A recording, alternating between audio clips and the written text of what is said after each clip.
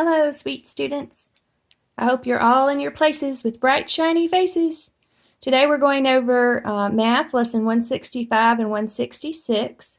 And both of these sheets are review of things we've gone over before this year. So hopefully you understand how to do all of this. Just make sure with these fractions you start here first, and the denominator will stay the same. Now here you don't have anything, so it's 1/2 minus nothing, so it will stay 1/2, okay? All right, these are division. 1/6 of 18 would be 18 divided by 6.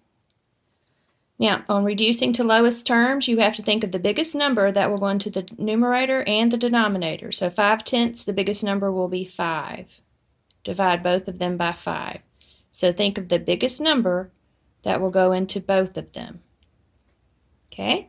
Write the product. You should understand how to do all of these problems by now. So 8 times 5, 8 times 8, drop a 0, 5 times 5, 5 times 8, add it up. Hopefully you remember how to do those. And then you have some division problems down here. Now, you can work the back if you'd like to. It's some fun stuff with shapes. That ought to be fun. And then move on, please, to lesson 166. This is a review of graphing, of how to read a graph. All right, think about what time was the temperature the same as freezing point of water. And we're on page 331 here. So the freezing point of water is 32 degrees Fahrenheit. And you'll look over here on the chart, and this very first little circle, it's one tick above 30, so we're counting by twos here. Each little mark is counting by twos. So this very first one at 6 a.m., that will be when it was 32.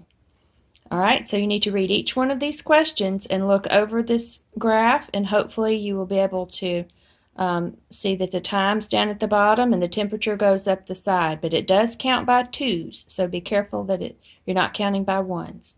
All right, so read each of these questions and look and see what time these temperatures happened at a certain time, okay? All right, the next story problem here, you're going to multiply to find Lucas, you're going to divide to find Logan, and then you'll add all three. And this is review, so hopefully you understand how to do that. So by now you should be able to pick apart a story problem and understand the different steps that you'll have to do to solve it. This one has 3 steps. All right, if I can help you, just let me know.